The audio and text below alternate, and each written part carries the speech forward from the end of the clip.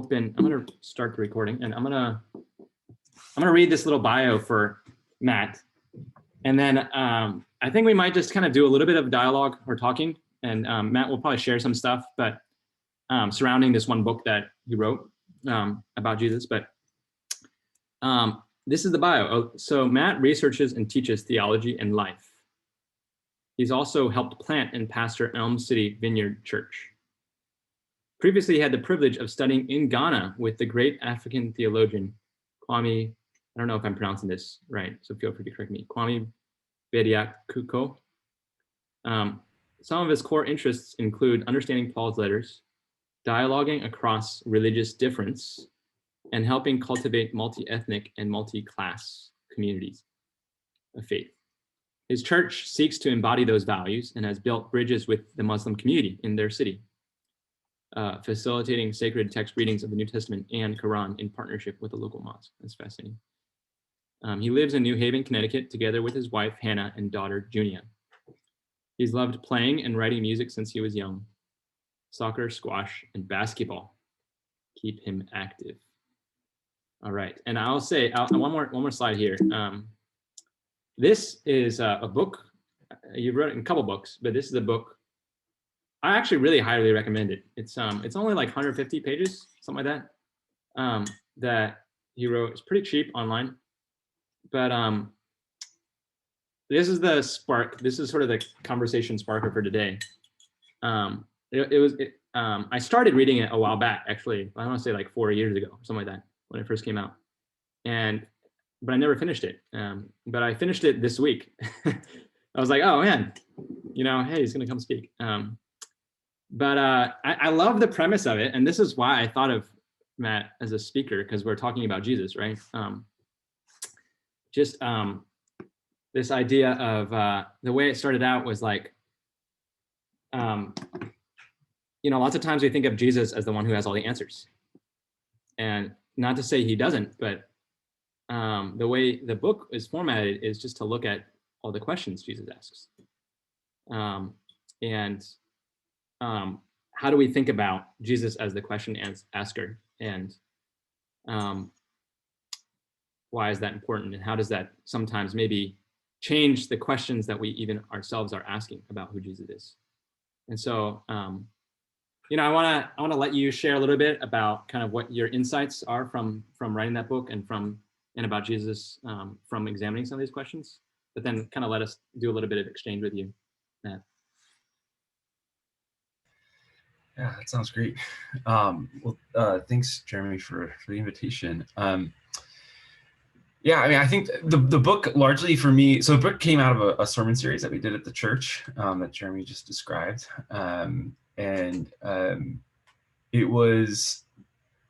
It comes out of a sort of core conviction that I've had for a long time, and a lot of our sort of friends and co-travelers in the church have had for a long time, which is that basically as much good theology as we could do, as many good ideas as we might have along the way, nothing to be a follower of Jesus is going to mean following a Jesus who is alive and active and like at work in the world. It's like one of my like sermon gags is to like stand in front of a group of people and say, like, the most commonly repeated phrase of Jesus recorded in the Gospels, at least, is "follow me." And if you sort of like I said, one of my like sermon gags is like stand in front of a group of people and say, like, ask somebody to stand up and say it, and I'll say to them, "Follow me," and I just like stand there, and they look at me, and it's awkward. And then I'm like, all right, yeah, I mean, you see how this is going. All right, let's try this again. Follow me. And I start walking somewhere, right? And all of a sudden, like, it works, right? Like following actually works because I'm going somewhere and I'm maybe going to do something, and there's somewhere to go and somewhere to follow, right? And that's like such a basic thing, but I think it's so fundamental to what it means to be a Jesus follower. If we want to follow Jesus, then Jesus has to be going somewhere and doing something. And then being a follower of Jesus means going those places and doing something like those things. And so often, I think religion, Christianity can turn into a sort of, we're trying to follow like a statue of Jesus instead of like the living Christ, right? And we can end up sort of, what does it mean to follow a statue? I think about it as like, I grew up in outside Chicago, in the Michael Jordan era, right? And I think about the difference between like Michael Jordan on the court and like the Michael Jordan statue outside of the United Center, right? Like following the Michael Jordan statue would be like a weird sort of operation, right? Being on the court, even if you were just like, I don't know, Bill Wennington or Luke Longley or Judd Bushler. I'm going for the deep cuts here. The guys who had no business being on the court with Michael Jordan. It would have been an extraordinary thing, right, to be on the court with Michael Jordan, and to be somehow, right, like involved in this like dynamic living thing that he was making possible. I don't mean to compare Jesus to Michael Jordan, but the point is that there's a difference between a sort of living dynamic presence and even our best sort of monument to someone's ideals. And so this has been a driving question for me for a long time, for my own sort of personal spiritual life, has been, to what extent am I following, is the Jesus I'm following just the like set of like good ideas that I take Jesus to represent, or is the Jesus I'm following actually a living presence, right? Who Paul calls the Spirit of the living Christ, right? The Spirit of Christ. And so I want to answer that it's the latter, right? I want to be following a living Jesus. In which case, then, as Jeremy was saying, it's sort of everything gets flipped on its head. Jesus is no longer, right? Like if Jesus is just like a monument whose like best ideas we're trying to embody, then we need to figure out those ideas and parse them with like total precision and get them all like nailed down. We need like the answers, you know? But if Jesus is this living presence, then mostly we just need to be like in dynamic relationship, back and forth, even in dialogue. And I think I was convinced of that for maybe like a decade before sort of really finding my way into that. That is like, I had sort of convinced myself intellectually that Jesus had to be this sort of living presence. And I could maybe like point at things, and it was largely sort of, like interacting with Jesus is sort of like that's really what that really means in my life, is like interacting with this community of people that I take to be like following Jesus or something like that. But I think what we sort of stumbled our way into with this sermon series and was really sort of transformative for me was this thought that like, wait, if what if we look at like what if the thing that Jesus really wants with us is to be in conversation with us? And I mean, we can look at passages like the parable of the sower and Jesus' interpretation of the parable of the sower in Mark, which was like a pivotal passage for me going back to my time in college. And I'll never forget sort of Bible study leader asking, right, like Jesus says to his disciples right in the middle of the parable sower, he's told the parable, everyone's confused, he hasn't yet interpreted it, he's about to do that, but before he gets there, he pauses and he tells his disciples, to you has been given the secret of the kingdom of God. And you're like, I mean, that's amazing, right? Especially if you're monument building, like that's like the thing you want, right? You want to know, what is the secret of the kingdom? How do I write it down? How do I build my life around it? But I remember being persuaded by a Bible study leader that like, this can't be an idea. The secret of the kingdom can't be about having it figured out, because at this point, the only thing the disciples have, everybody's flummoxed, everybody's confused, nobody's following this silly parable about a farmer that doesn't know how to sow seeds. And yet the disciples have the secret. I mean, you can read it in that way, in a sort of cynical way, where it's like, you've been given the secret. In other words, like you're on the inside and I'm about to tell you the interpretation. But like, maybe it's a little too clever, but I don't know, like just like insisting on the text, like he actually hasn't told them the solution yet. He hasn't actually given them the interpretation yet. And he says that they already have the secret of the kingdom. So what would it be what would that secret be if they actually already have it? Well, it might just be that in their confusion, they have come to Jesus for clarification. That the secret of the kingdom is just like sticking around after class and asking your questions of Jesus. The secret to life is, the secret of the kingdom is taking everything that doesn't make sense in your life, and instead of just like shaking your fist at the nothingness, you like take your, I mean, you can shake your fist and be just as animated and upset, if the Psalms are any indication, when you come to God, when you come into dialogue with Jesus. And that's the secret of the kingdom, not to have things figured out, but when things don't make sense to you, when life itself is like the parable of the sower and makes no sense, and the pieces aren't adding up, to take that into dialogue with Jesus. That was sort of first posed to me as a sort of like, what if? I think over the years I found like that's it. That's, I think, the secret to life with Jesus, which is a very sort of like it's almost like an anti-theological insight, right? Because it's sort of thing saying like, well, it may not be about, it's certainly not about getting it right. It may not even be about like having the right ideas or coming to the right conclusions. It's much more about taking whatever's going on in our lives, especially the confusion, and bringing that to Jesus and using that as a sort of conversation starter. In fact, Jesus goes on, and it's really troubling if you've like read through the Gospel of Mark on this point, or actually it gets picked up in some of the other synoptics, where Jesus actually goes on after that and says like, in fact, I'll tell you, like, I tell parables so that people won't understand.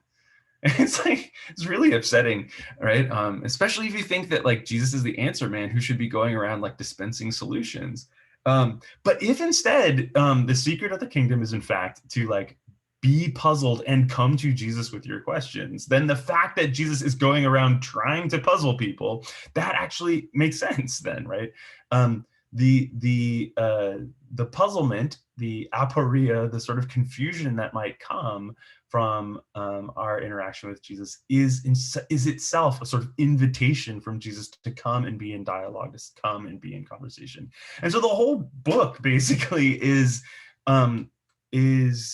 taking Jesus at his word on that stuff and saying, well, let's look at every question in principle that Jesus asks in the Gospels. And what if we took those questions as invitations into conversation, into dialogue with the living God?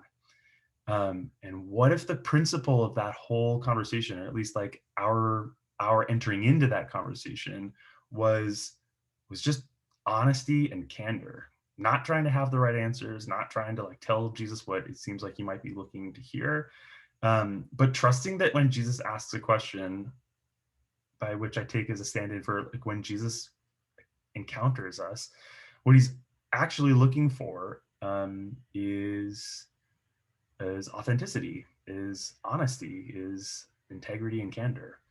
And if we enter in that way, then Jesus is untroubled by whatever we might bring to him, and quite happy to start where we are and help us move forward from there. So that's really like, and that's basically like the whole book is just sort of question to question, starting with a sort of startlingly generous one of, what do you want me to do for you, which Jesus asks twice in the same chapter, and then just going from there, and assuming that like what he's looking for are honest answers that lead us into honest conversation, that depend on his living presence and his transformative presence rather than on our insight. Can I go ahead?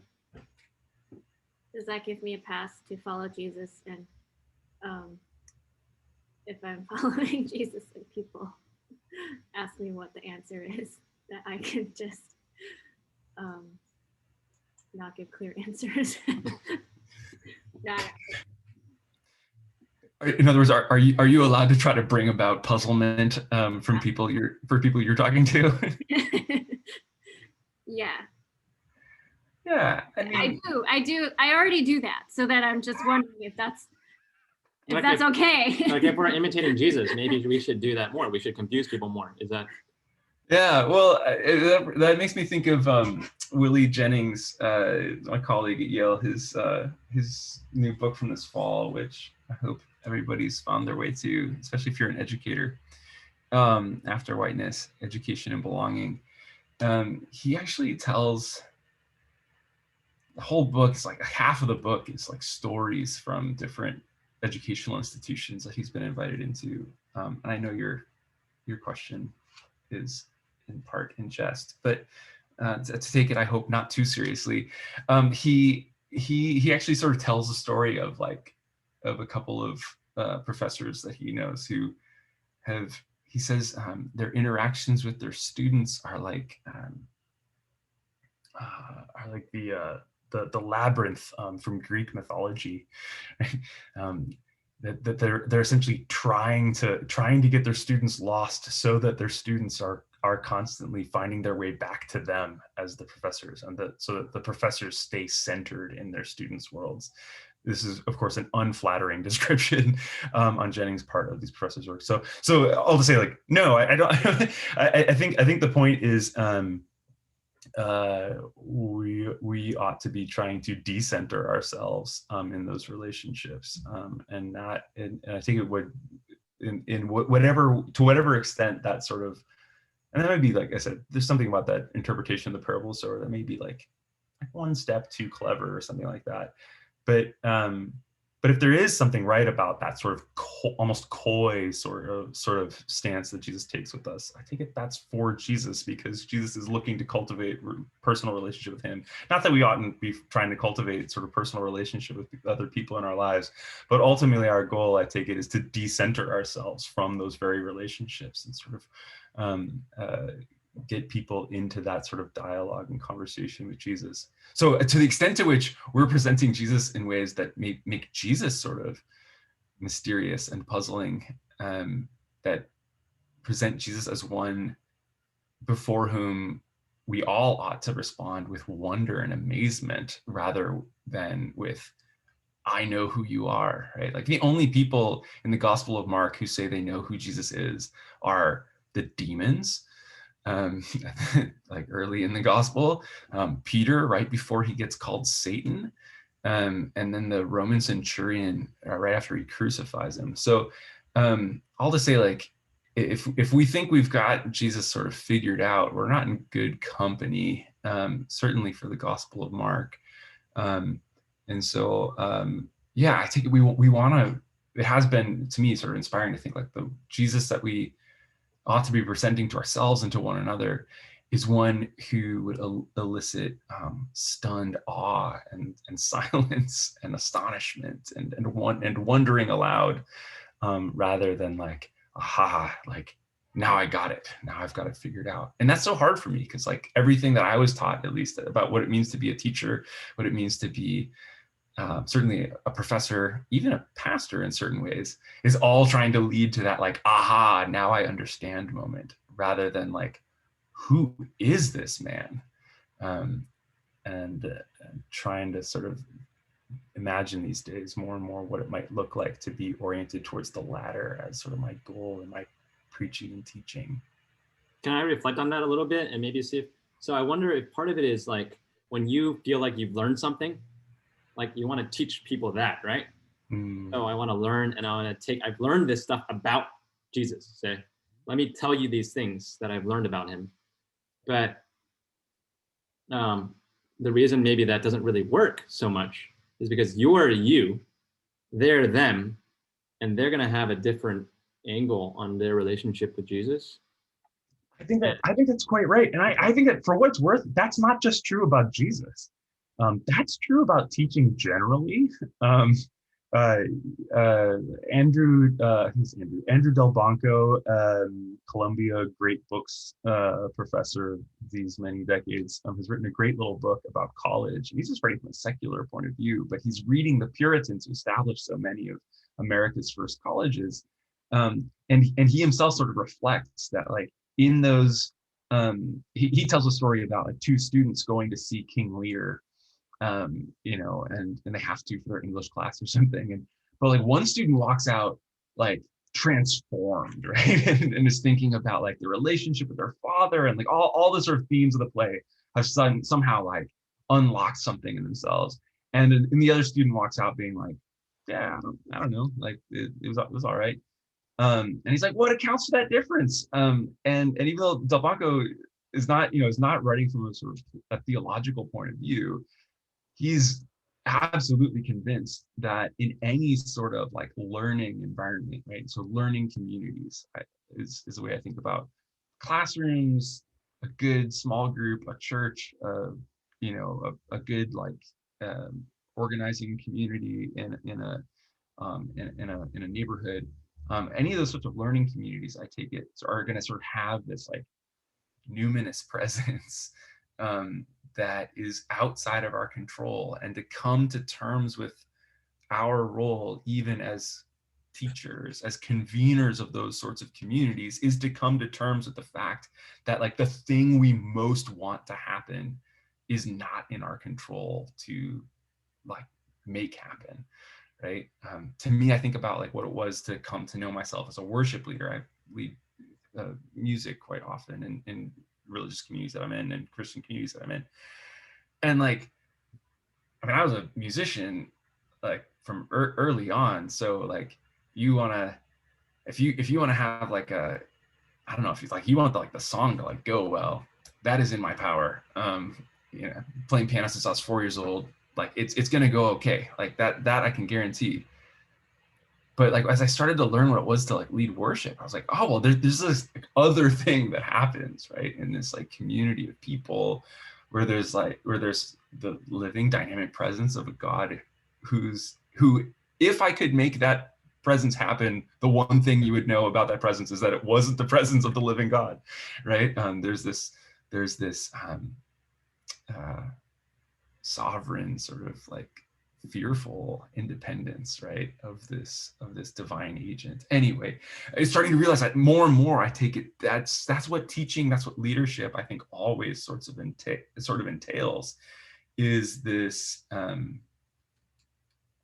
other sort of presence. And so the worst thing I've found, and I now, again, even in a purely secular context, I'll tell my graduate students as we're like learning to teach together, I'll say like, one of the most dangerous things is the second time you teach a class, because you are going to remember that like amazing moment when like this like moment of insight came, and you were going to try to remember every little detail, and you're going to try to like dial in like that same moment. And I like guarantee you 9 times out of 10, that will be like the worst day for your class, because you are trying to manufacture what you received as a gift. And you're trying to earn what you've been offered. That just may not be what's on offer today. That's a sort of lesson about grace that I think just works whether or not you're keyed in to sort of religious or theological frameworks for like what's going on. It sounds like, I mean, that's really similar to like the whole idea of like, if God is a living being, God is living, then when we try to cling on to something, and then that's like, we made that into an idol now, when you think you can trap God in the temple, we made the temple or whatever, and it still requires the Holy Spirit to fill that temple. Well, when why does Peter get called Satan that time that he does, right? He gets called Satan right after sort of like giving the right answer about Jesus. And I take it that's not despite having just given the right answer, it's because he just gave the right answer, right? So it's like, who do the crowd say that I am? They repeat all the answers that everyone's been saying, but you, how about you? Who do you say that I am? And Peter chimes in, he says, you're the Messiah, you're the Christ. And Jesus is basically like, yeah, so don't tell anyone. And it's moments later when Jesus starts to explain to Peter and all the other disciples what being the Messiah, what being the Christ means, that Peter then, on the basis of thinking like, well, wait, I gave the right answer. Like, I know what a Messiah is. And I can tell you, Jesus, like, you've gotten it wrong, right? And there's that danger, like the moment you sort of like get that insight, on the basis of that insight, it seems to happen almost instantaneously. We sort of are the gracious sort of self-revelation of God like becomes demonic knowledge the moment we try to like take ownership of it, right? And I've been more and more sort of clued into this from reading Willie Jennings' work over this past year. You know, as he talks about sort of colonial ways of knowing. He says like this is the colonial way of knowing, is the logic that says to know is to own, and to own is to know. And that is a destructive way to know anything in the world. That sort of in fact, we use this language, right, in education. Mastery. We're looking for mastery. It's like our goal. It's like, oh, once you've mastered something, you have distorted it, and you've come no longer to truly know it. And if that's true of, as it is, I think, of any number of certainly people and other sort of complex structures in the created world, how much more is that true? Is that true of God? So and I take it that this, in contradistinction then, right, this sort of dynamic relational mode of knowing that Jesus is after in the Gospels is a whole different sort of way of knowing, right? It's a sort of anti-colonial, or in any case, like, well, yeah, I think it is anti-colonial, right? Because he's like speaking in a colonial context. But it's so easy for us, like we are constantly in danger, I take it, in our context, with imaginations that have been formed by the sort of colonial context in the United States, and the sort of history and continued reality of white supremacy, right? To imagine that once we think about knowing, we immediately think about knowledge in that sort of, in those colonial forms, in that like to know is to own is to know. And so I think it takes a real discipline, right, for us to try to come to think about knowing in some other sort of way, that to enter into other modes of knowing, like I take it like the relational mode that Jesus is offering. I've got a question surrounding, like, so the whole idea of Jesus asking questions. There's this I forget who was teaching me this concept of like kairos moments, which is like a way of thinking about time. Yeah, it was our friend Michael who came and shared here a while back. But it's just, I can't describe it super well, but it's just kind of like when you almost have a revelation from God, you know, like a way of, you have a moment where you see things God opens up new insight to you, you know, like maybe like what Jesus was trying to give them when he's saying, here's the key, you guys have the key of the kingdom, right? Here it is. So he's trying to open their eyes to see something new about who he is or whatever. And I was just thinking, like, there's two ways that Jesus could do it. He could just be like, let me tell you exactly how you feel right now and what you have wrong, and let me just explain to you exactly what's going on in you, you know? And then he could do it by asking a question, right? What do you want? You know, I'm trying to think does this offend you, right? That was one of the questions you asked about, like when Jesus talks about, I'm the bread I'm the bread of life, you know, to eat me. And then he says, does this offend you? Like he's painting these pictures, he's showing them things and trying to give them kairos moments or revelation, but he's trying to reveal something of their desires, right? Of what they really want, and compare it with what Jesus wants them to want, right? Jesus wants them to desire God and his kingdom, and, you know, and they've got their real desires. He could just be like, these are here, let me point to you. I know exactly what's going on inside you. This is what's going on in you, and this is what you should have. Replace those desires with this one. But he asked the question instead. And so I don't know, I'm trying to get to this point, like, where is that saying that asking questions, for Jesus to ask the question, is a better way to really reveal, to help people have those kairos moments, you know, to really guide people towards the truth of himself. I don't know. Is that helpful?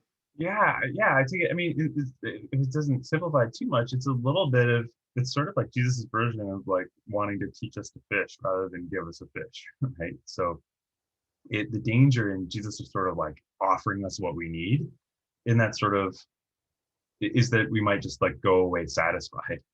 And it, instead, this sort of dynamic living relationship is just it's just going to be so much more useful over the long haul, right? It's going to be so much more enduring. It's going to bear fruit, right, for years and sort of decades to come. And in fact, I think sort of from Jesus's point of view, and this is that's really sort of practical, but it strikes me as true, right? That I think Jesus would rather have us sort of like get it wrong in the micro, but get it wrong in relationship with him, which is to say getting it right in the macro.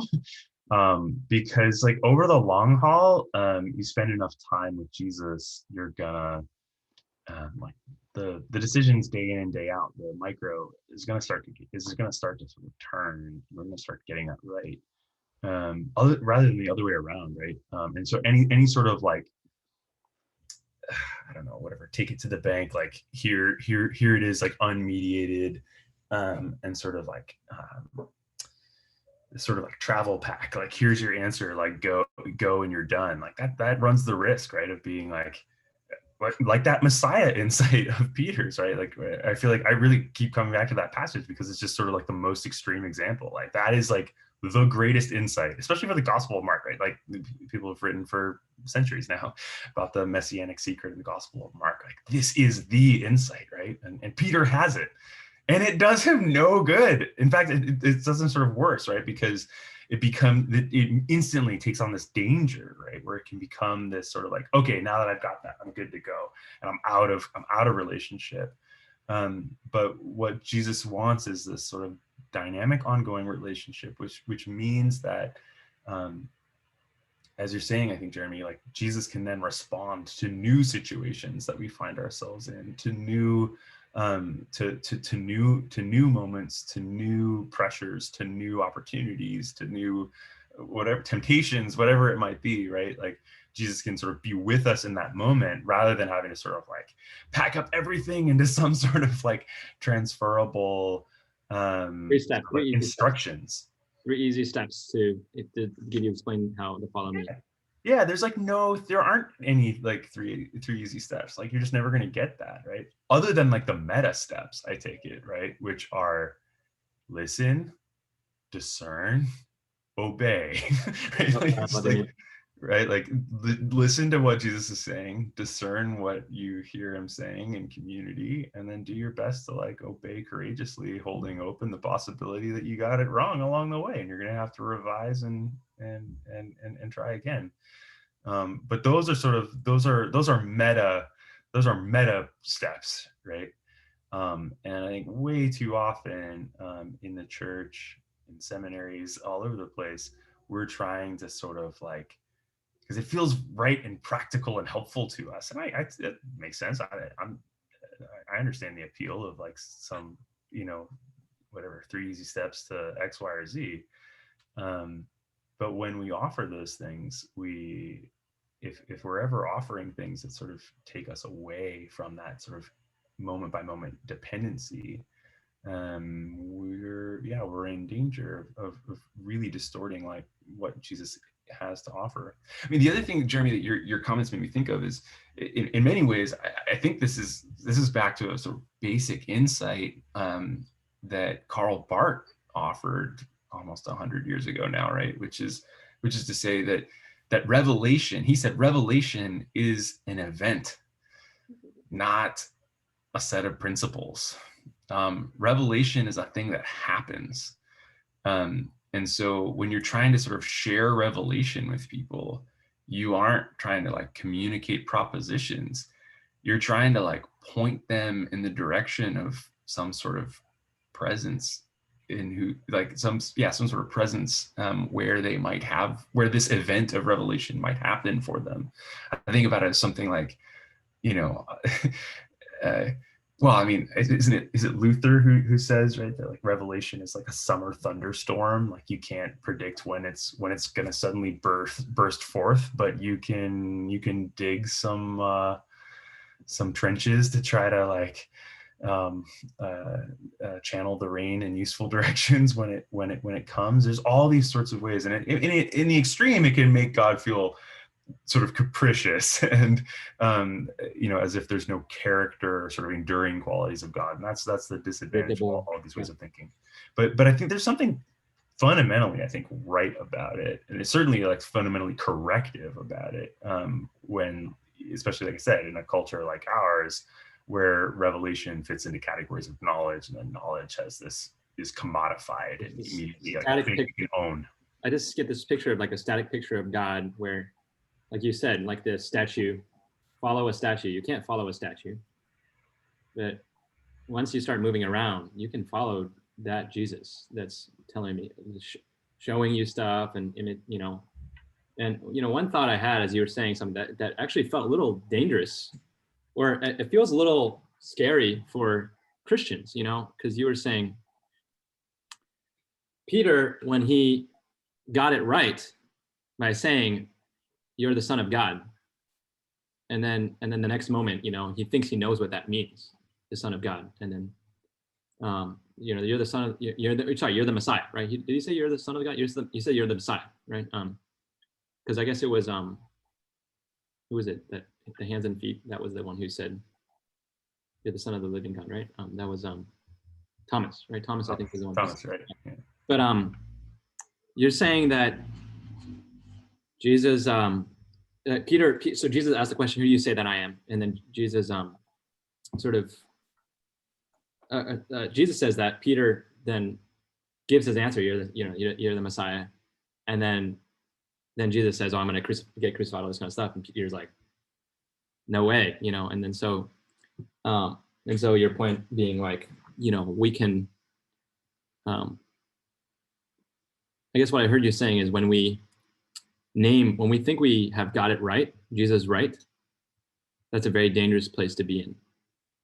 Is that what I heard you saying? But the thing is, all of us who are Christians, in a certain sense, think we have God right. You know what I mean? Like, especially compared to other people who don't know Jesus, right? And so I wonder how you would. I mean, like, I feel like you're trying to put us in a place that we needed. Like, we are like Peter. We have to be careful, But how would you add to that? I mean, that's a very I don't know. It's just because in some sense we want to say we do have, if we have confessed Christ, we do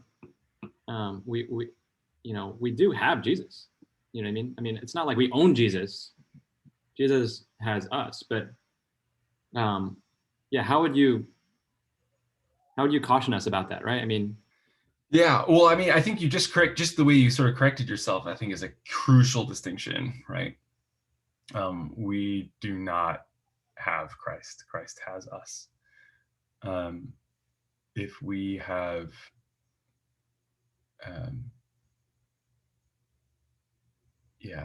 Paul says only at the capital E, end of all things, in 1 Corinthians 13 will we know. For now, he says only at the end will we know as we are fully known. We're fully known now. We will. So being known, that's what is ours right now. Knowing that's a sort of like capital E, end of all things sort of possibility for us. Not really a possibility now. And so thinking about the sort of, and again, this is like the theological tradition is shot through with these sorts of distinctions, these ways of thinking, right? That we ought not try to, hold on to Christ. We ought to have Christ hold on to us. And when we do hold on to Christ, what in fact we really mean is we're being held by Christ. We are, that God is the fundamental, is the primary agent in Revelation, in God disclosing God's self. God, well, in Bart's terms, God is the one who speaks. God is the word spoken. God is the one who hears and understands. We get to participate because God, in that third person, the Spirit, is resident within us. But God is always the sort of initiator. And so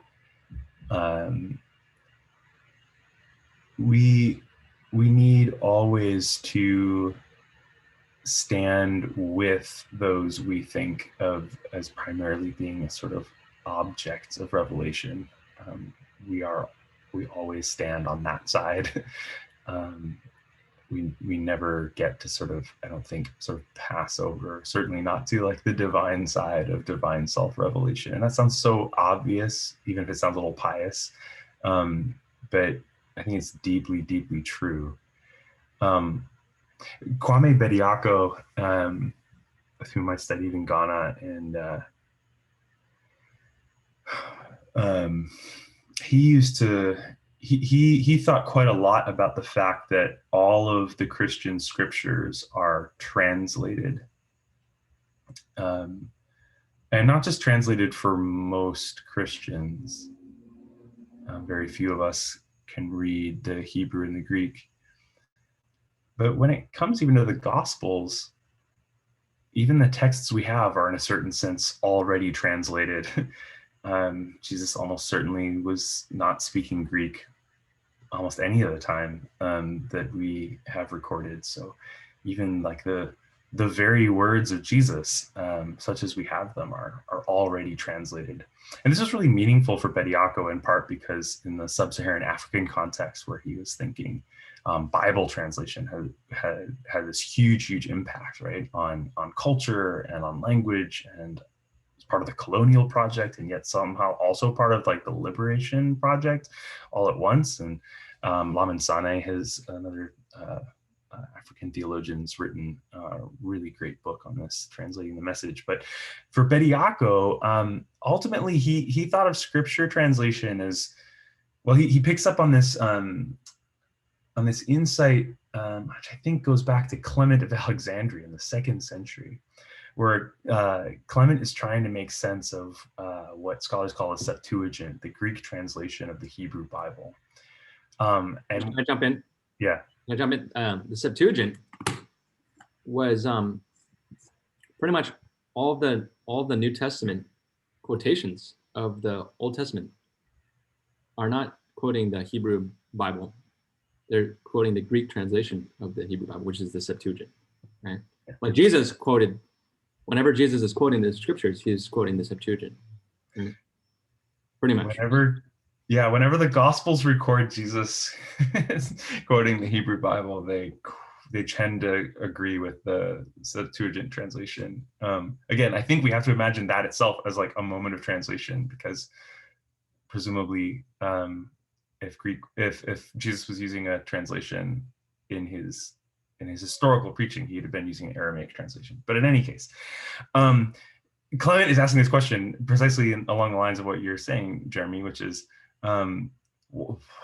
how can it be? It was already known in his day that, like, in fact, some of the moves that sort of Christian preachers were making with what we now know as the Old Testament worked much better in the Septuagint than it did in the Hebrew text. How can this be? It seemed to Clement quite obvious that God was sort of revealing God's self even through this Greek translation. All right, so this is a sort of mystery, and potentially an embarrassment, but for Clement, a sort of mystery that he's trying to understand. And what Clement says is, what we learn here is that while Moses heard Hebrew, he's thinking about like Moses writing down the Pentateuch. While Moses heard Hebrew, God was also speaking Greek. And so there's this sort of like self-revelation of God that, like, right, this is pretty trippy, right? Like, so Moses might have heard Hebrew, but God was also speaking Greek. And Bediako's take then is, and if God was speaking Greek, then God was also speaking Tree, and God was speaking Swahili, and God was speaking Cosa, and anyway, any number of other English, languages. Spanish, Japanese. Sure, English, Spanish, Chinese, and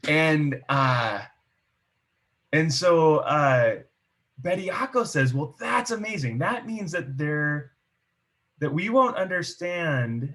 And for Bediako, the full sort of sense of what the scripture means is not understood until we hear it translated into all human languages. Because when Moses heard Hebrew, God was speaking all of these other languages. And so we have to actually hear the sort of scripture translated into each and every one of these other languages. And even more than that, Bediako says, well, I mean, if God was also speaking Arabic, like, which sort of Arabic? You know anything about Arabic? There's all sorts of different kinds of Arabic, sometimes barely even mutually comprehensible from one place to another. So there's all these dialects, right, that make this big difference. And then you think linguistically, well, what about even smaller variations? Eventually, linguists will talk about idiolects, right? The version of the language that is the version that Jeremy speaks, the version that Marquise speaks, the version Grace speaks. What is that? And Bediako says, we have to hear, in order to understand scripture, we need to hear it translated into these languages as well. And the picture that you eventually get, right, from Bediako is this picture of the preacher, the missionary, the Christian, sort of walking around door to door with their Bibles open, not coming to say, like, let me tell you what my scripture says, but instead saying, I'm sorry, does this make any sense to you? Could you sort of translate this into your idiom? Could you, because until I hear this in your mother tongue, until I hear this the way that it sort of takes up residence within your idiolect, your language, your way of understanding the world, I don't understand my scriptures. So I am just constantly in need.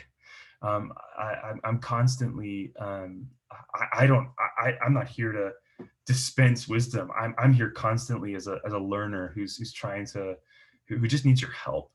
And I feel like in my best moments over the years, those have been some of the most transformative moments, have been those moments where I've been able to, when I found myself sort of in those positions, often sort of kicking and screaming because of any number of sources of impious arrogance, but like those sorts of moments where I have found myself, right, like with my Buddhist friend who's a Zen Buddhist teacher, right, who then proposes to me that who Jesus fundamentally is Jesus is the Bodhisattva. He is the one who has achieved enlightenment and could leave the world, but for the sake of compassion returns to the world in order to help others sort of like find enlightenment. I think, like, shoot, it's sort of hard to it's hard to let go of that way of seeing Jesus. Or my friend Tom Crattenmaker, he's an atheist, agnostic and non-religious, and wrote this book, Confessions of a Secular Jesus Follower, right? But for a year, I was a part of a group that he was leading in that secular community, in which he kept like he wanted to follow Jesus, though. It's like, I don't think Jesus is God. I don't think there is a God. It's like, but if you read this book, like, Jesus says, like, love your enemies. Like, I don't even love my friends that well. Like, this guy's amazing. I want to follow this guy. And what he eventually came to say was, he said, look, following Jesus, I feel like Jesus, the ministry of Jesus in my life, he wouldn't use the word ministry, like, but the work of Jesus in my life is, he's like, I think Jesus sort of came to help us be most fully human. He's like, as a humanist, that's my take.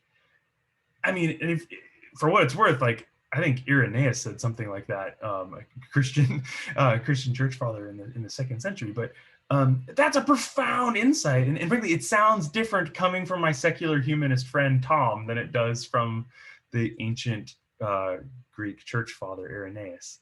And I need to hear it that way, right? And I don't know that I ever want to give up Jesus the Bodhisattva, or want to give up Jesus the one who came to make us most fully human, in that especially as it was said and made meaningful in that secular humanist space, right? Which was this extraordinary space in which I, the Christian, like encountered Jesus in this profound way.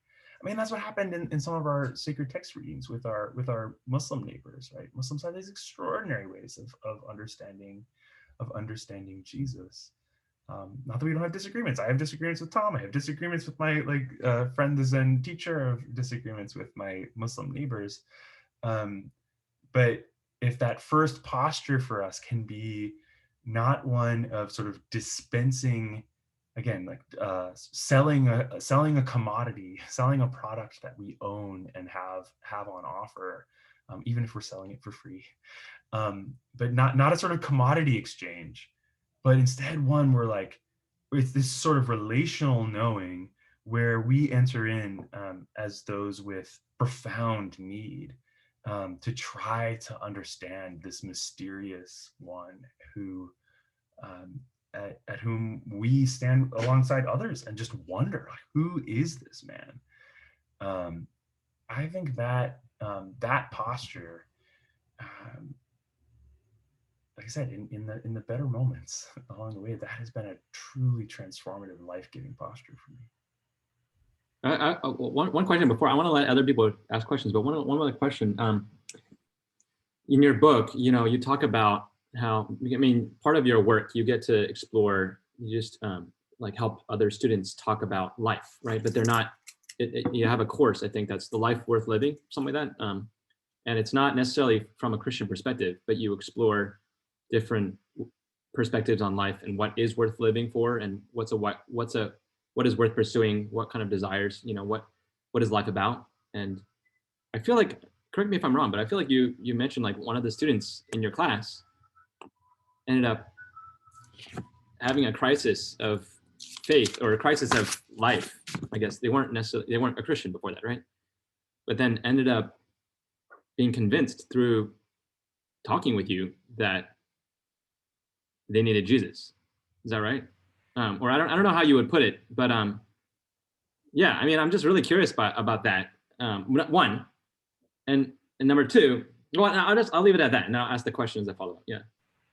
Yeah, if I remember the right story, it's been years now that we've been teaching this class, and there have been so many sort of moments of insight. And I should say there have been moments of insight where students have also sort of gotten a sort of clear-eyed look at a Christian faith that sort of no longer worked for them.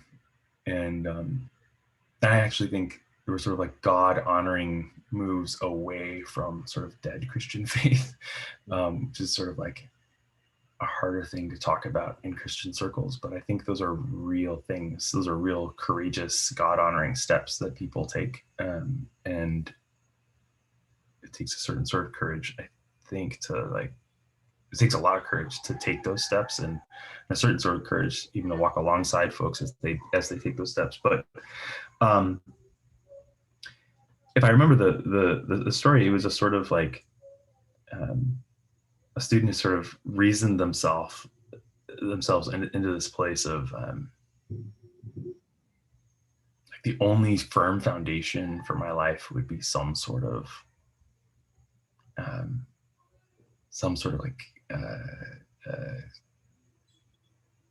love that I could count on, that wasn't conditional, that right. It was just a sort of, and the student was like, I think I've heard about that from like various of my like Christian friends. They had some sort of proximity to a Christian community enough to know that sort of unconditional love offer was sort of on the table, and but it was a sort of moment of crisis, in part because it was like he was convinced all at once that that's the foundation my life needs.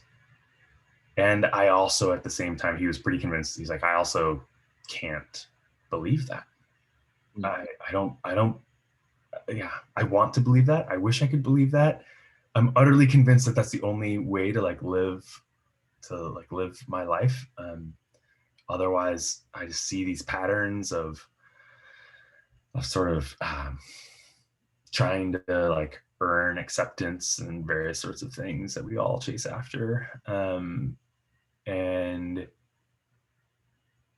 so he was, yeah, I think he literally like sort of like sent me an email. I was like, can you come like meet me in the library? And it was like 11 at night or something. And we were like in the basement of the library, just sort of talking this through. Right. And I mean, I don't have a sort of neat close to that story.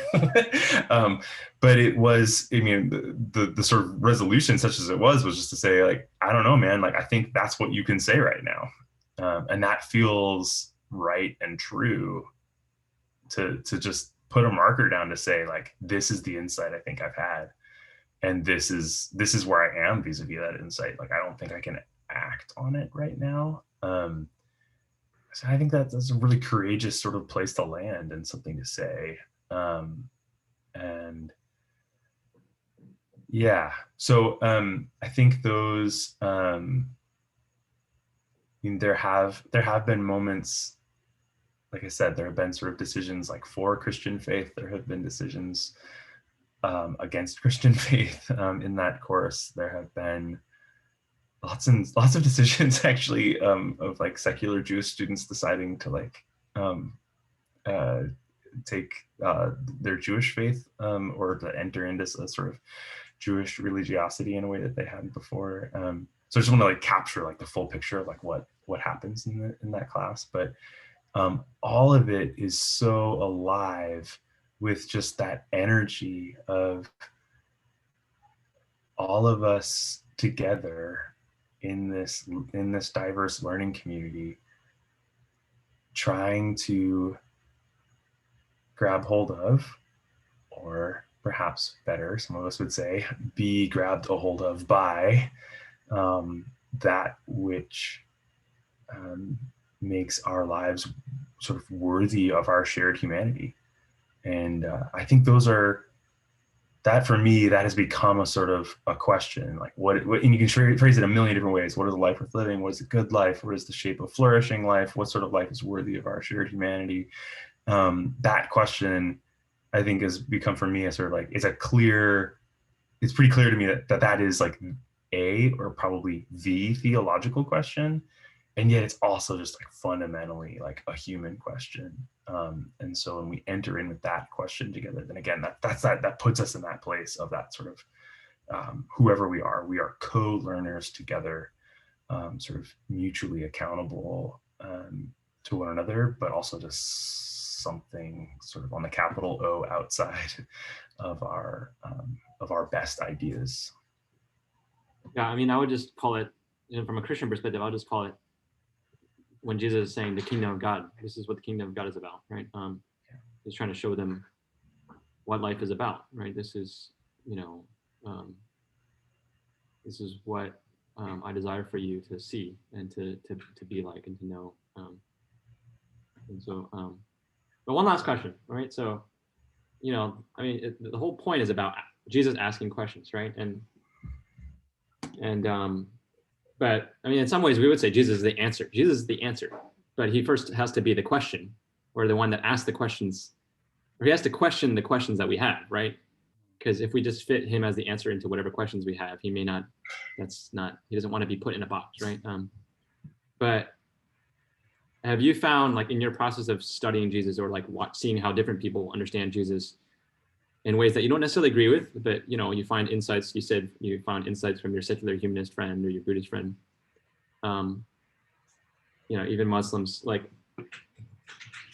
have you found some way of like asking better questions, or like learning to ask better questions about Jesus, or asking better questions of other people? Like, Jesus asks us questions. It's just the same thing Amy was saying, right? When Jesus asks questions, we want to imitate Jesus in being curious, right? Or finding some way that. So have you found some way that you that's helped you? Yeah.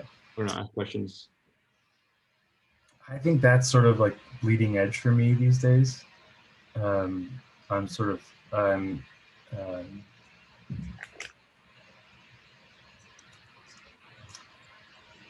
I think there are many ways in which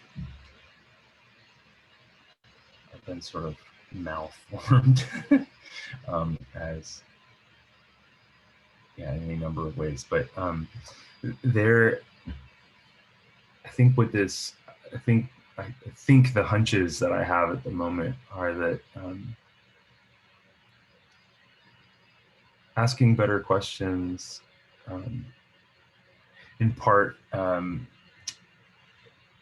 well, it has very much to do with sort of honoring the person with whom we're in dialogue in all sorts of ways. And I think, especially for me being in an academic environment, I'm sort of drawn to reflect these days on the ways that honoring our interlocutor means honoring their whole self in ways that, like, as the academic, we're inclined to sort of like isolate them as sort of like brains on a stick or something like that. But if we really want to honor the person we're in conversation with, we want to honor their emotions and their bodies and their whole selves, which I think means bringing our whole selves into the conversation. And I've realized that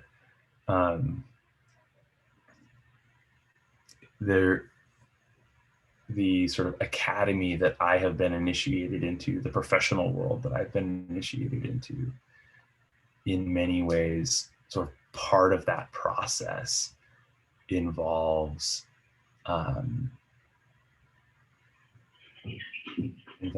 sort of hiding my emotional life, erasing my body, even erasing sort of my personal history, all sorts of things, right? Where I become like just someone who like plays in the realm of ideas alone.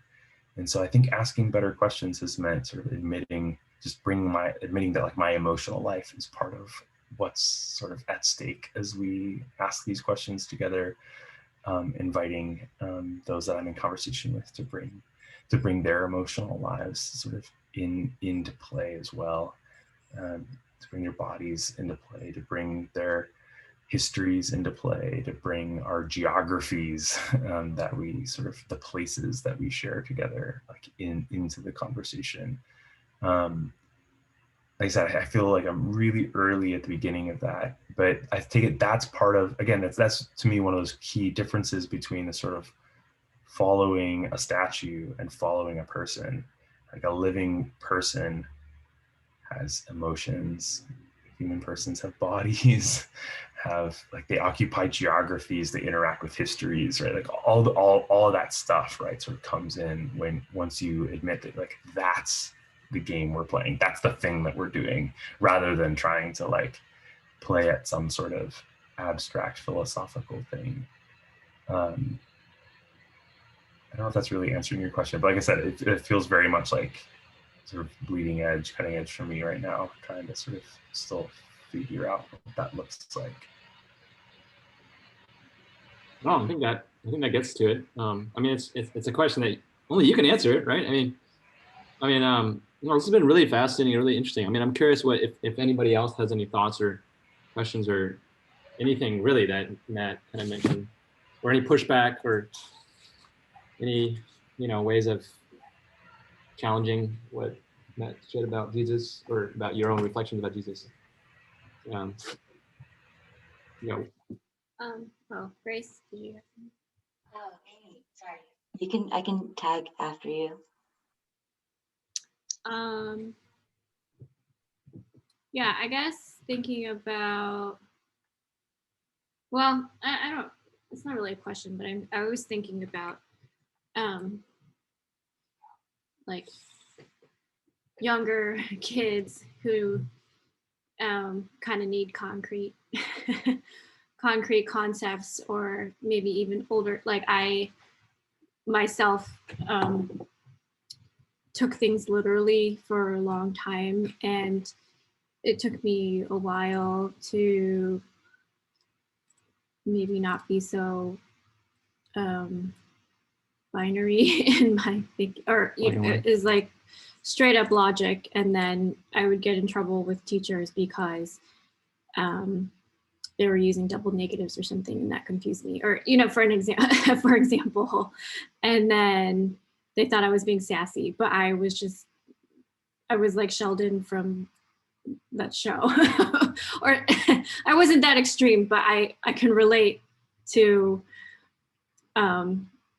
someone who needs just like logic and concreteness. 3 steps to this is exactly what Jesus wants you to do. Yeah, and thinking about children, like we just don't have time to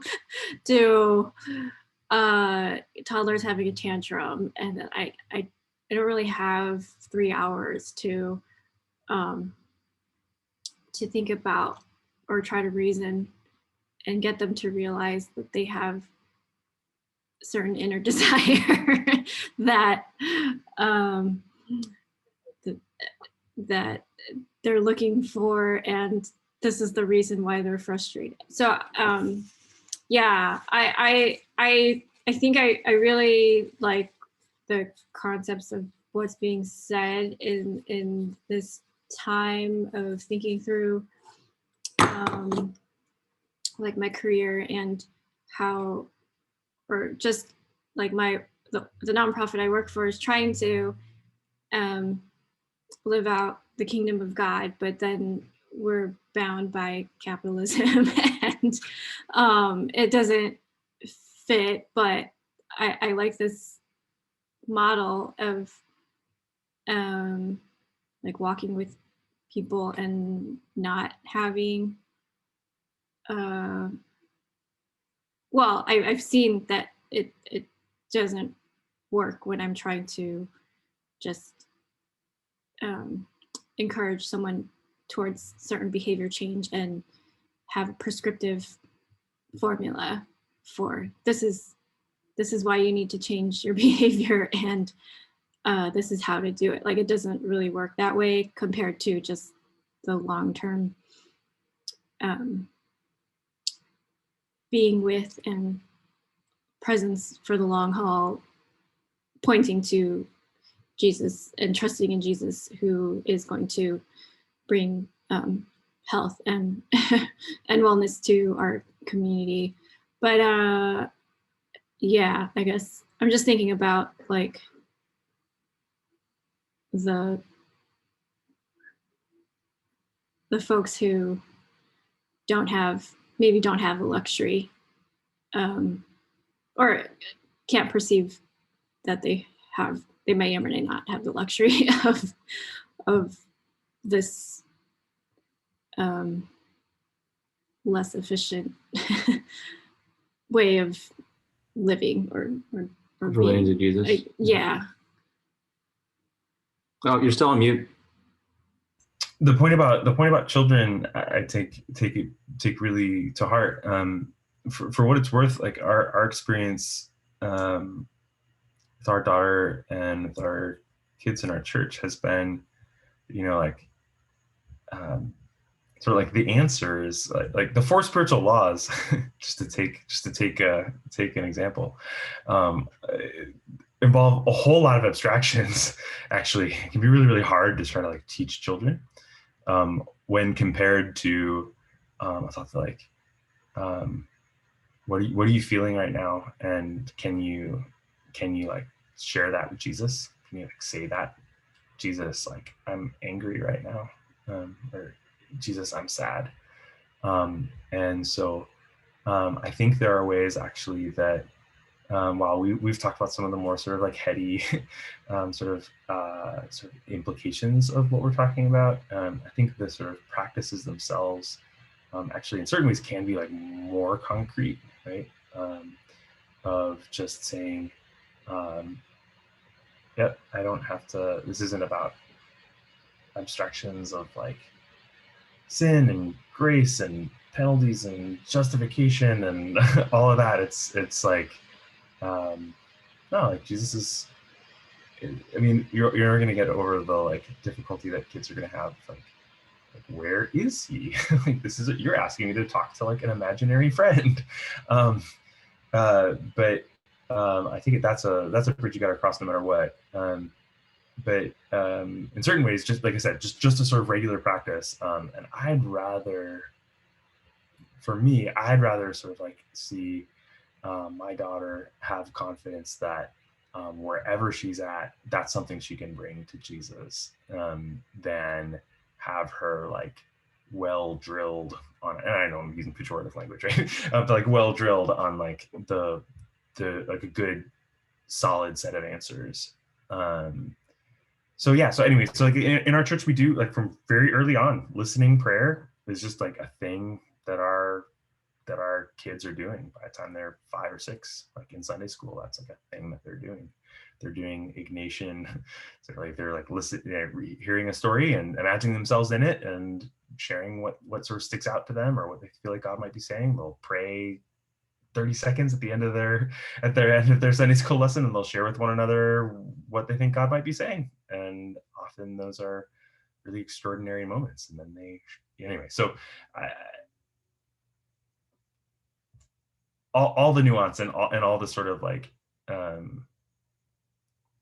these are things that I love to luxuriate in, and I totally get the sense that like we won't all interact with those ideas in the same sort of way. But I take it one of the things I'm sort of inspired by in this sort of vision that I feel like Jesus has offered to me, for what it's worth, has been this sort of, it is rather concrete and immediate, and it invites me to do less theologizing and more just like interacting.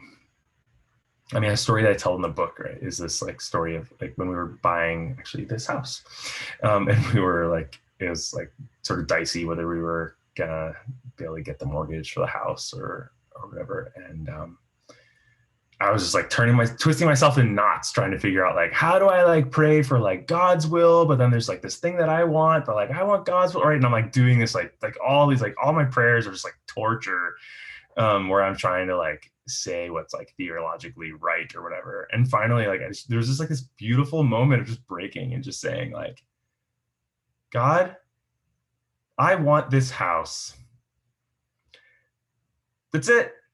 Just gonna leave it there. Like, trust you. Like, but like, it was like tears of just like letting it drop and just saying like, okay, there it is. Like, Father, Daddy, like, this is the thing I want.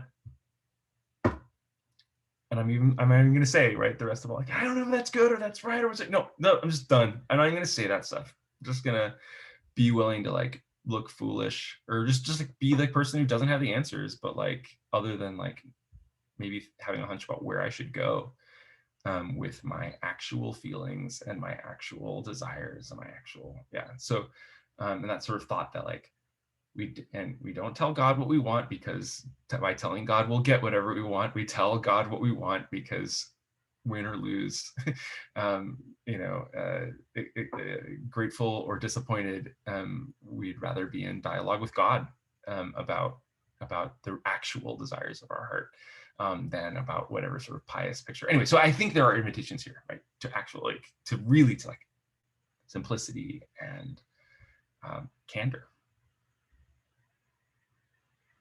And I found for some of our friends who like live outside and like in the who are unhoused in the so-called homeless community, like they actually sort of like do better than I do at that. And there's sort of been like mentors and teachers in that. And so yeah, there are sort of folks who are less beset by my inclination to abstract and sort of like try to get everything right, and are more able or more practiced from just more vulnerability of just like being able to having to, and therefore being able to sort of articulate like where they're at, whereas I have like all these professional and social sort of like constructs that allow me to hide and veil myself in various ways. Yeah, thanks. I guess thinking about like kids, like, what are you feeling right now? What do you, that, I mean, culturally probably for me had to be learned and practiced, just culturally not being conditioned to acknowledge feelings. But yeah, it's been interesting seeing like younger millennials and Gen Z like be very, very aware of their emotions and feelings all the time. And I do wonder how Jesus will maybe encourage them to think about other things if they go too far down that. Yeah, but for like, you know, Gen X and older millennials, that didn't, part of me becoming more human is like acknowledging my feelings and emotions and giving that to Jesus. Yeah, well, I think in either case it sort of begins with that candor. The question then is like, I think the sort of like millennial Gen Z question is like, what, like when we, I'm neither of those groups. So I'm a young but solid Gen Xer, and I experience that quite often, that sort of generational gap. But my question for those, I think for folks that are in those generations, I think often is the sort of like, when you share your emotions, maybe that's easier, maybe that's sort of closer to the surface, or maybe you're more practiced at articulating that. The question then is like, will you actually let Jesus like do something with those emotions, or are you going to accept the sort of generational dogma, the generational orthodoxy that says like feelings are self-validating, subjective experiences are their own validation, and that's right to the extent that like they're valid, they're real, they're yours. God wants to like hear them and meet you in them, but they're not self-validating in the sense of being the ending spot. They're the starting spot, right? But the scripture is full, right, yeah, of places where like our emotional lives are actually shaped by the Spirit's work, especially like in drawing us into community as we rejoice with those who rejoice and mourn with those who mourn, and as we sort of like share in sort of a emotional solidarity of a sort as we sort of like enter into life together with God, and these sorts of relationships of mutual belonging, into which we actually are, I was gonna say, like, into which God sort of stitches us, but actually we're always already in those, and we're just being disabused of sort of Western illusions of individualism. But anyway, yeah, I think that's right. The challenges maybe sort of show up in different places, but I think there are challenges regardless. They're just going to look different for different generations and different cultural groups too, right? Because there's a yeah, that can be culturally, racially, gender is going to condition some of that. Like definitely like becoming more and more aware, like all the time, of like as like a man, how much masculinity has been sort of described to me and given to me as a sort of aloofness from my own emotional life, which is diminishing of my humanity.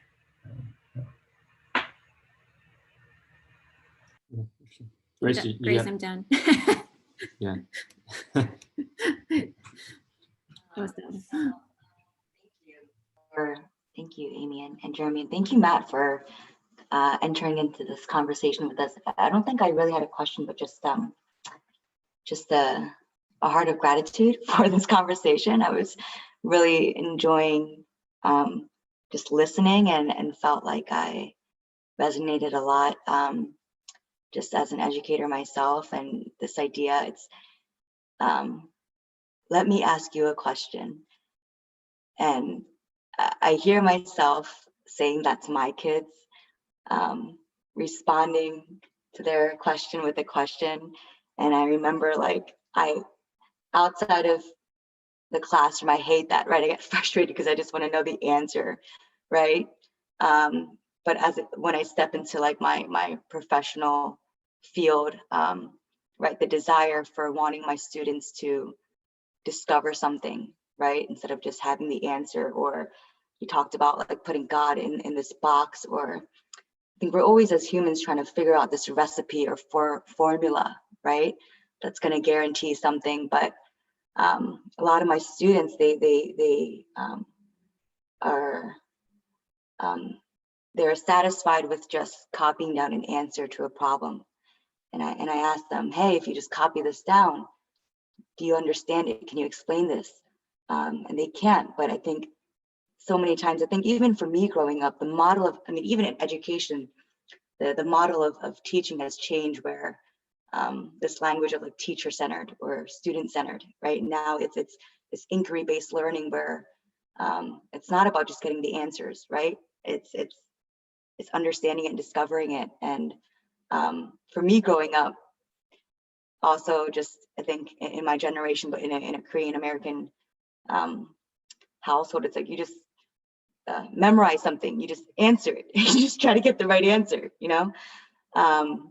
But yeah, I think there's just something to discovering. And even I think Jeremy's question about have you grown in your questioning? And I loved your response, Matt, of, and I think this is what you were kind of trying to say of, I think there's always questions that we can ask, but I guess gearing and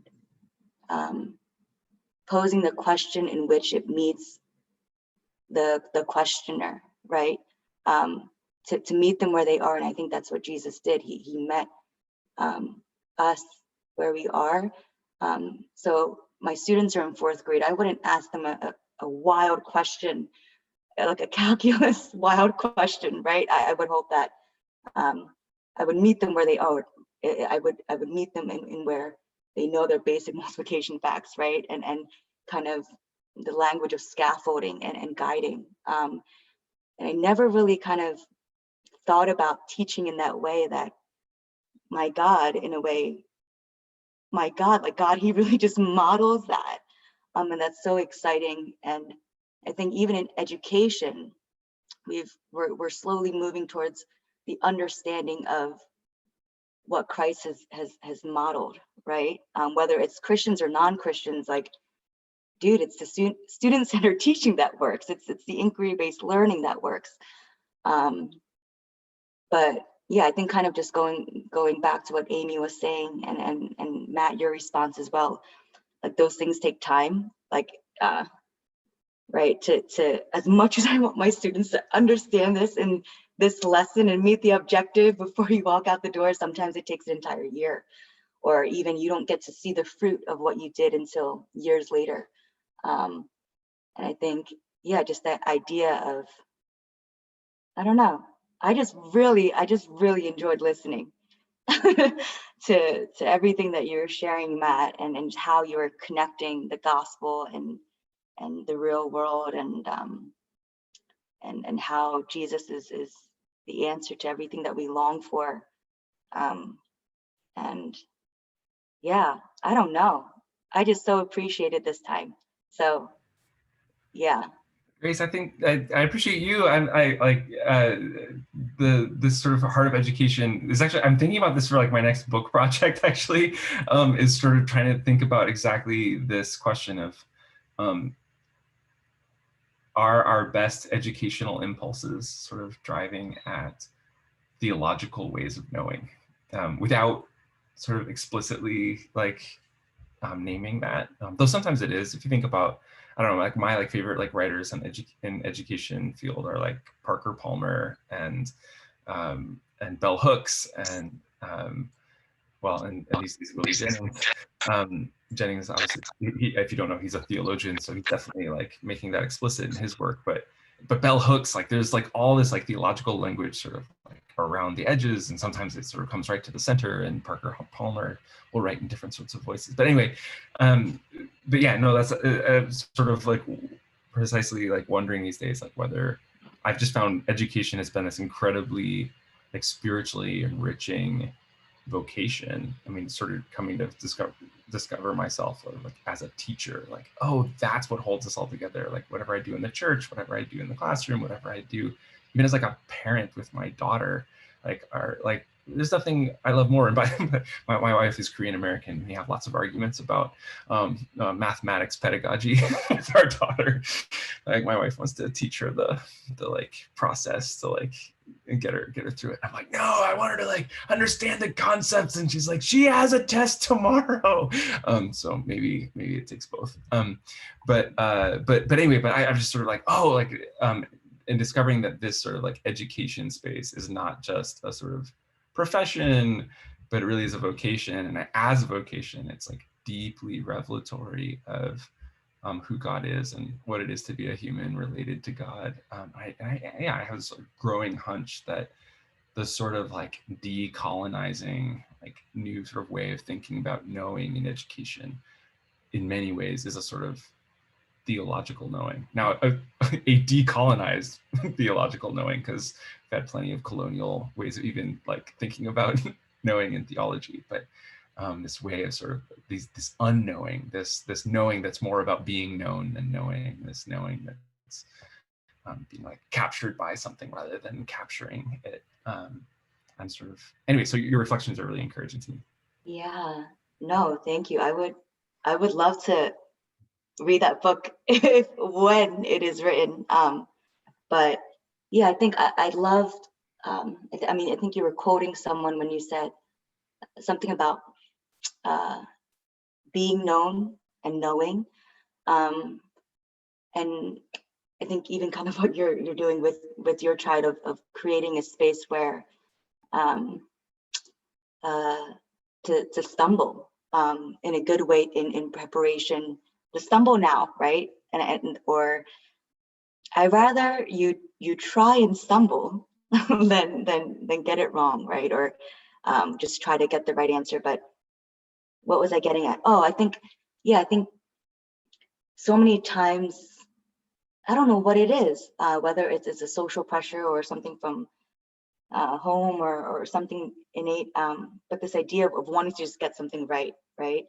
And I think so many times that's what defers my students of trying or speaking up or even engaging in something, is the fear of I will be known by my response or my mistake, and I'm afraid to speak that. But the gospel truth is you are fully known by God, so you can in freedom ask these questions, engage, and mess up and say something completely wrong, like 2 + 2 is 22, you know, and you will not be identified by your answer. But I think it's so hard, I think, to kind of peel back those layers and remind my students of the gospel truth of being fully known. And because of that, you can begin to start knowing and engaging. Yeah, and even just like the teaching model. I mean, I'm sorry, I feel like I can go on and on about this, but even thinking about small group, right? Our school started off hybrid, and it's been, I think, academically in all aspects, it's been a tough year with everything. But with the school system, with our hybrid system now, I have 5 students on Tuesdays and Thursdays, going from 22. I teach at a small Christian academy. The public school down the street has like 30 in a class.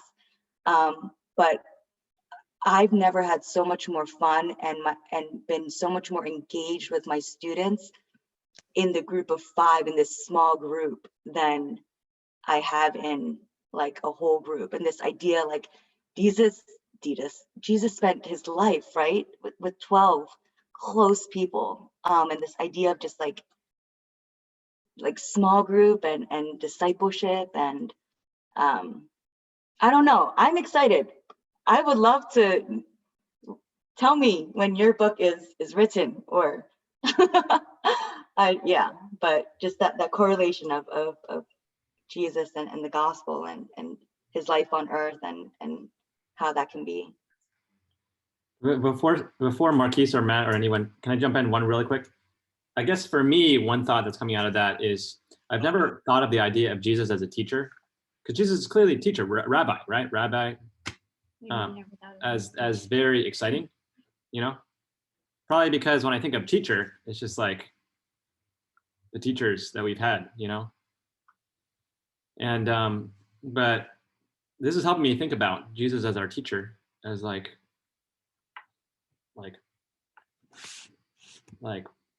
what teaching could be. I mean, like, you know, the teacher that asks questions, that opens us up and finds a way to, anyways, that was just a real quick little bit. In the meantime, and even more importantly than whatever book I might write, I'll keep recommending, read this book. It's I already like, put it in the cart. okay, all right, good. The moment you said it, I was like, it is so good. It'll like he just like exposes the ways that like we actually have this like sort of false vision of what it is to be a human being that like undergirds the entire American educational system, and basically that false image of humanity centers on what he calls a self-sufficient white masculinity, and each one of those means quite a lot for him. But anyway, it's yeah. He's looking at Jesus, the teacher, as the one who gathers the crowd, is Jennings' central sort of theological image, that Jesus gathers the crowd. Before he even says anything, he thinks that a lot of Jesus' pedagogy is already sort of embedded right there in like the gathering of a crowd who are gathered around their desire, not their knowledge, not their sufficiency, but their desire, their belonging to one another, in belonging to this one. So anyway, it's a extraordinary read. Anything else, Marquise or Amy, or, you know?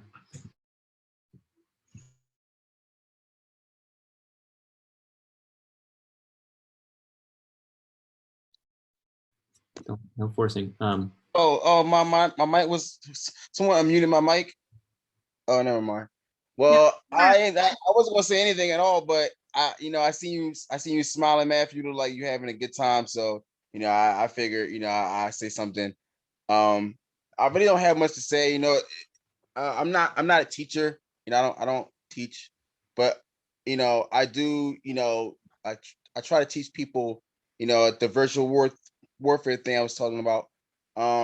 And just some things stuck out to me. I guess what you and Grace were saying, and I know I'm not very good at teaching in a group. Like, I don't know how to teach people in a whole group, like 20 people at once. I'm not really good at that. But it's easier for me to do one-on-one teachings. And I think one of y'all mentioned something about I'm not sure, but it kind of corresponded with the idea that you have to know the person you're teaching. You have to speak their language. You have to understand how they think. I think by doing that, it's easier to teach. You don't have to necessarily always give like here's these 3 easy steps, and your understanding. But I think if you really know how your student thinks, whatever, a core principle for that type of thinking would just come up naturally, because how they think, how they process, how they answer certain questions. And I know y'all talked about how it's not always good. Well, it's not good at all, to just give the answer to a person. And I know that scientifically, that a person learns better if they question, or how should I say, if they try. If they try, the brain needs to process the information itself so it can become natural, rather than just saying, hey, memorize this answer and you ace the test. I think it's the brain has to process it on its own in order for it to become a concrete answer.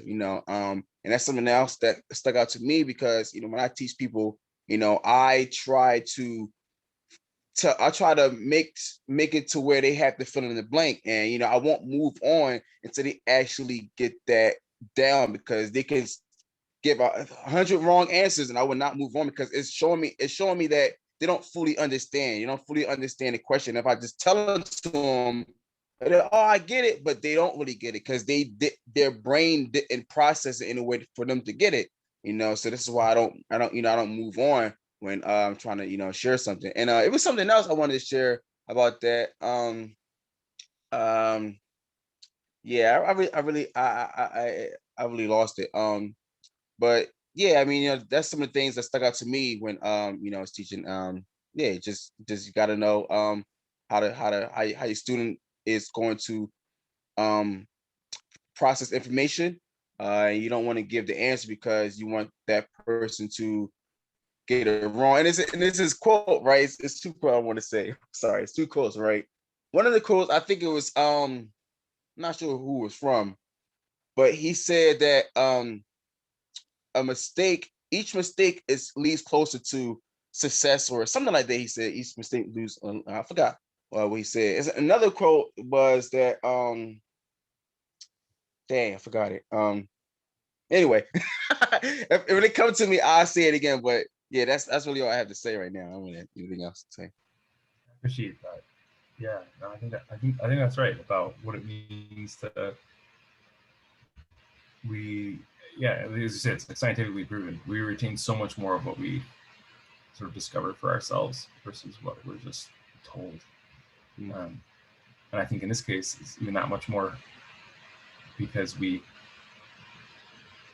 thing we're trying to teach is in fact this relationship, this dynamic relationship sort of with Jesus. There's no way of sort of packaging that and just like delivering it. It has to be sort of invited into. Could we say that there's a similarity psychologically for how the Pharisees had started to relate to God in being so afraid of failing and messing up that they put a hedge around the law and they added all these things and made it kind of like, here's all these stipulations about the Sabbath that weren't what God intended, that stifles their room for actually learning, took away the freedom, and it kind of is just constantly fixated on the boundaries. And that in some ways was a way in which it wasn't what God intended for how they would relate to God. And Jesus sort of opened them up to their true understanding of what he meant through the Torah and the law, but in a way that you could summarize it just, here's my command. One command, love God and love your neighbor, and just riff off of that by the Spirit, like that. In some ways, I just think of the kid that is so afraid of messing up that they don't learn anything. There's that kid that doesn't want to fail. Yeah. Well, I think about the contrast there. I mean, there may be a contrast with the Pharisees. I see where you're going there. I'm always hesitant around anyway, poor Pharisees get a bad rap. But there's also this. But I think also about the sort of like dominant colonial ideology, right? That the sort of the Roman ideology that was like, again, tied up in visions of masculinity and whatnot. That like to be a human is to be a man, and to be a man is to be, dominant and sort of unflappable, impenetrable. Like I am this fortress. Yeah. And so that is very, I mean, obviously like that image of what it is to be a human is just absolutely undercut in this proclamation of a crucified Messiah, who is vulnerable in all of these sorts of ways, like graphically vulnerable on the cross, and precisely in that vulnerability is sort of manifesting a different vision of what it is to be human, what it is to be for one another. So yeah, I think we could look at multiple sort of like counter visions that I think all point to a sort of a closed like need to like have it all worked out and present this very sort of this like hard shell, right, to the world, whether it's worked out in our in this sort of religious. We work out in religious sort of terms of I've got all the answers. We work out maybe certainly the even more familiar sort of like hyper masculine sort of like violent, confident sort of forms, which obviously we also have with us today as well. Interesting. Yeah, can I say one more thing? I actually remembered. So before I say this, I want to say, I guess I know it's hard for you guys because Matt, you're a teacher, right? I heard you teach, and Grace, you teach. I'm sure. I don't know if it doesn't matter. I know you guys are teachers, and it's hard. I know it's hard to teach because this is one thing I want to say, and I'm not sure, if I made it up or I got it. All I know is, I said this. I go by this quote that says, because you talk about knowing, like we would know, but right now God fully knows us. In the future when we meet Him, we would possibly, we would know all things, with Him. And the quote, I'm paraphrasing or I'm butchering it, and it goes, you don't learn by watching the master teach, but you learn by why. No, you don't learn by watching the master fight. You learn by what the master fights for.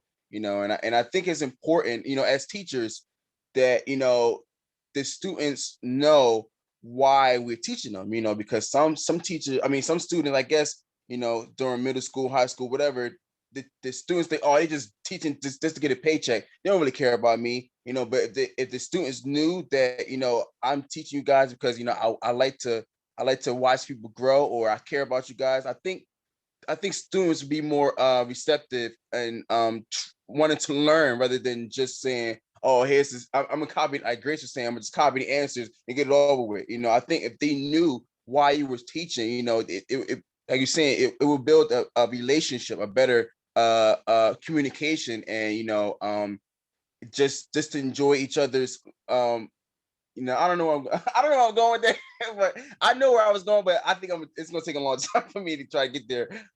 So yeah, I think it just be really good, just if I'm not sure if you guys do this already, but a good step is just to try to express to your students why you like to teach, why you teach. And I think people are like, wow, so they like to teach because it is why I want to learn from them, because they see your ambitions, they see your motivation, they see why you do this rather than just trying to get a paycheck. So that's all I wanted to say. Praise the Lord.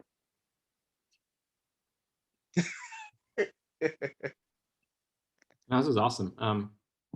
Matt, I know it's getting late. Can we we'd like to pray and bless those who come and share. And so maybe real quick, is there anything that's going on in your life, or any kind of burdens or things that we could be praying for you in particular that you'd like to share? Oh, you're muted still. Yeah, no.